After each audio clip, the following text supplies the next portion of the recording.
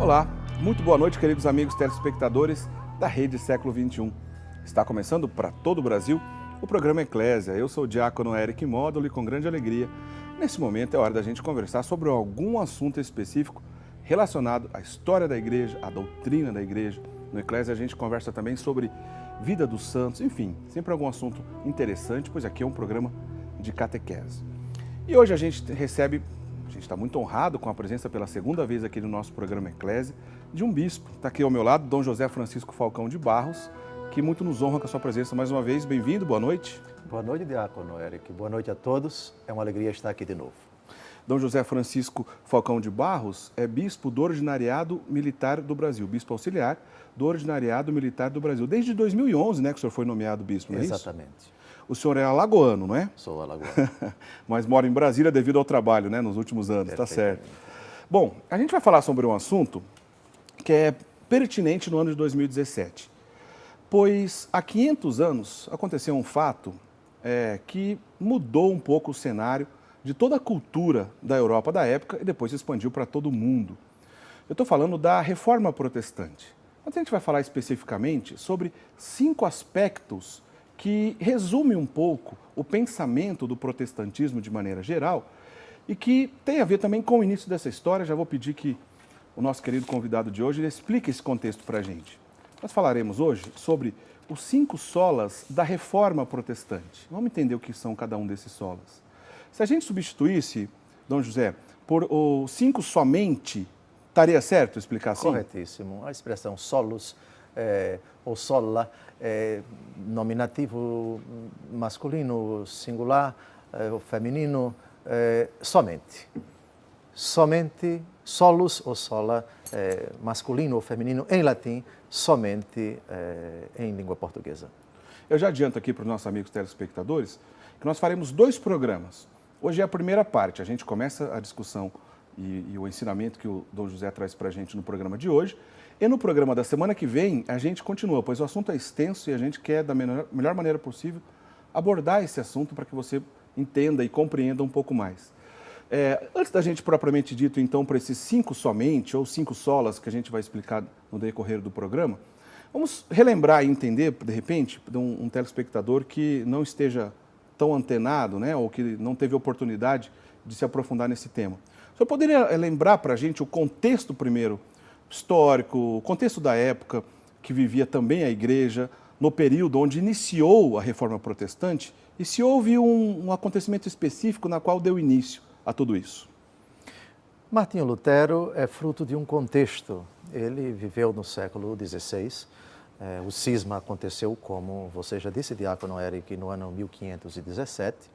Nós estamos em plena efervescência política, cultural, social, de uma Europa marcada por movimentos anticlericais, várias iniciativas. Pensemos, por exemplo, no século XII, os valdenses na cidade de Lyon, Pedro Valdo, na França.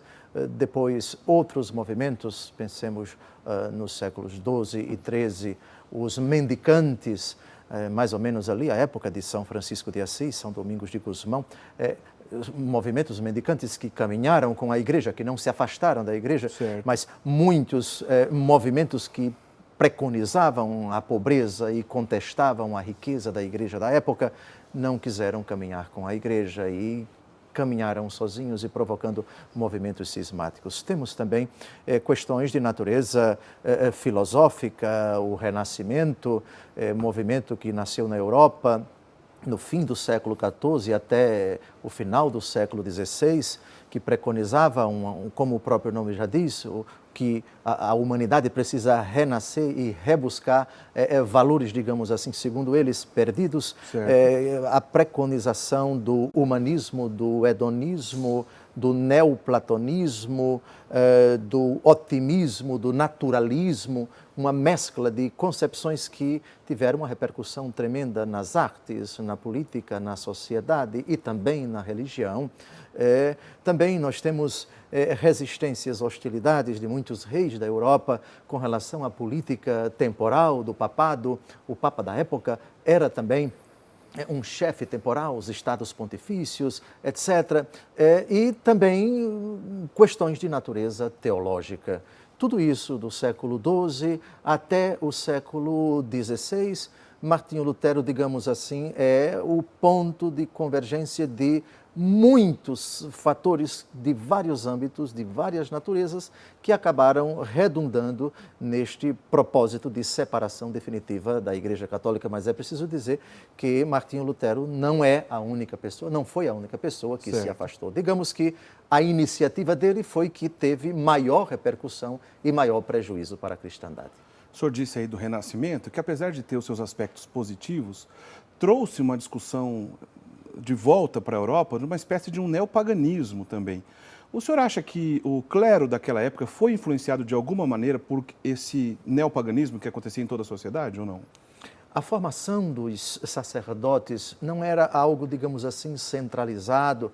Os seminários, como nós sabemos, é uma instituição, os seminários são uma instituição definida pelo Concílio de Trento. Até então não havia essa preocupação de uniformizar a formação dos futuros clérigos. Era algo mais ou menos confiado às dioceses. E aqui, ali ou acolá sempre entram esses elementos, digamos assim, não muito coadunáveis com a palavra de Deus, com a tradição da Igreja. E também os valores preconizados pelo Renascimento entraram, sem dúvida alguma, na formação teológica. Certo. Nas artes, isso é indiscutível. Se a gente vai aos museus do Vaticano, ou até Santa Maria sopra Minerva, por exemplo, tantas esculturas renascentistas, tantas obras, tantos ícones, na música também, enfim. É como diz o apóstolo Paulo, discernir tudo e ficai com o que é bom. Certo. O Renascimento teve suas indiscutíveis relevâncias, seus aspectos enormemente positivos, mas como todo movimento, sempre há quem o enxergue nele uma ocasião para contrapor os valores do novo movimento que está saindo com os valores clássicos, os valores tradicionais da palavra de Deus, do Evangelho, da cristandade. É como o senhor bem disse, são muitos os elementos, não é uma coisa tão simples e fácil de apontar uma causa que aquela sociedade vivia, na qual colaborou para que chegasse ao extremo de um rompimento, de um cisma, né? Com a autoridade do Papa, com a Igreja e tudo mais, como foi o caso da Reforma Protestante. É uma coisa complexa, como o senhor está tentando nos explicar. Mas houve uma data específica, ou um ato, ou algo que possa dizer, olha, a partir desse momento, iniciou-se a Reforma Protestante? O dia 31 de outubro de 1517, na cidade de Wittenberg, onde o monge agostiniano Martinho Lutero, católico romano, afixou suas 95 teses para todo o povo ler, e essas 95 teses contestavam muitos aspectos dogmáticos, doutrinais e, sobretudo, dogmáticos da Igreja Católica Apostólica Romana. Sim. Outras teses contestavam, criticavam, digamos assim, se não o dogma, mas o comportamento dos clérigos e certas disciplinas, certas aplicações de realidades dogmáticas e pastorais, como as indulgências e outras condutas que, segundo Lutero, eram abomináveis. Antes da gente pensar em outros nomes, outras regiões da Europa que foram atingidos por essa heresia, posso dizer assim, né? Sem dúvida alguma, heresia, sim. Aliás, o senhor poderia, só abrindo um parênteses aqui, explicar para a gente a diferença de heresia, de cisma e de apostasia? A apostasia vem de apistis. A é um prefixo que significa em grego negação. Pistis é fé. Apostasia é a negação de toda a fé. Certo. O apóstata é aquele que nega os 8 artigos do credo, ou do símbolo niceno-constantinopolitano, os 8 artigos do credo. Certo. A heresia é a negação ou a dúvida pertinaz de alguma verdade divinamente revelada, definida pela Igreja, para ser crida por fé divina e católica. Portanto, o herege, ele nega uma ou mais verdades definidas dogmaticamente. Por exemplo, a presença real do corpo, sangue, alma e divindade de nosso Senhor Jesus Cristo na Santíssima Eucaristia. Isso é um dogma definido pela Igreja. O católico que nega formalmente, não só materialmente, mas com consciência, com vontade, com o desejo de negar aquilo que foi definido pela Igreja, ele incorre em heresia. Ou a dúvida pertinaz Portanto, não há dúvida razoável, plausível, mas a dúvida que pode ser suprida e que, mesmo depois da apresentação dos argumentos, a pessoa insiste em duvidar daquela verdade. E já o cisma é a negação do católico de se submeter à comunhão dos fiéis que estão em comunhão com o Papa e com o Colégio dos Bispos, e também o propósito de não se submeter à disciplina, ao pastoreio do Papa e do Colégio dos Bispos em comunhão com ele. Então, o cismático é aquele que diz: eu não quero comungar com a Igreja, eu não quero estar em comunhão com a Igreja. Eu me recuso a me submeter à autoridade do Papa e dos bispos em comunhão com ele e dos fiéis que estão em comunhão com ele. Bom, isso se encaixa pelo menos em dois grandes aspectos com o que aconteceu com Martinho Lutero. O cisma, é claro, pois ele rompeu com a autoridade do Papa, e a heresia também não deixa de ser, como o senhor acabou de dizer, pois ele releu ou refez um ou mais pontos de estrutura sólida já de que existia de 1.500 anos, pelo menos, de uma doutrina estabelecida para todo mundo, né? Perfeitamente. As das 95 teses na bula Ex Urge Domine do Papa Leão X, Papa da época, são condenadas 41 das 95 teses. Dessas 41, sem dúvida alguma, muitas delas são heréticas, porque negam dogmas da Igreja Católica Apostólica Romana. Nega o sacerdócio ministerial, a distinção entre sacerdócio real comum dos fiéis dos batizados e o sacerdócio ministerial, portanto, nega a sucessão apostólica, nega o poder do sacerdote de perdoar os pecados, nega a sacramentalidade da unção dos enfermos, nega a sacramentalidade de todos os sacramentos, exceto do batismo, a presença real da Eucaristia. Na Eucaristia é negada por Martinho Lutero. Martinho Lutero nega o purgatório e, portanto, nega vários dogmas. Sem dúvida alguma, foi um movimento herético. Foi por isso que acabou sendo inevitável a excomunhão dele, que aconteceu em 1521, né, a excomunhão oficial de Martinho Lutero. Foi inevitável nesse caso. Em 1521, com a bula Decet Romanum Pontificem, ele foi excomungado, porque depois de notificado, foi aberto um processo no ano 1518, um processo penal, lhe foi dado o direito de defesa, e ele permaneceu renitente, duro no seu propósito, pertinaz, e depois de lhe ter sido dado o direito de defesa, o processo culminou na excomunhão dele. Bom, pra gente, antes da gente, daqui a pouquinho nós vamos entrar nos 5 principais assuntos aqui do nosso programa de hoje, ou chamados 5 solas da Reforma Protestante, né? Os 5 pontos na qual, se a gente entender bem, entenderemos o que pensam os protestantes, e já que temos um bispo aqui para nos ensinar, a refutação desses 5 solas, desses 5 tópicos e pontos da fé protestante. Mas antes, ainda terminando essa nossa primeira parte de introdução ao assunto, além de Lutero, quais são os outros, vou dizer assim, mas eu acho que não estou errado dizendo, quais são os outros hereges que colaboraram para que isso acabasse crescendo por toda a Europa? Perfeito. É preciso dividi-los por países. Tá. Se bem que naquele tempo essa categoria país não existia. Estamos falando de reinos. Certo. Reino da Bavária, Reino da França, etc.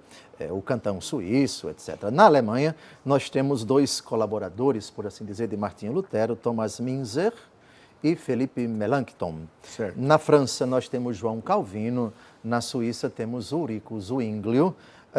No Reino Unido, o movimento se traduziu no propósito de um rei casado com Catarina de Aragão e pediu ao Papa que declarasse nulo o seu matrimônio. Ele queria se casar com Ana Bolena.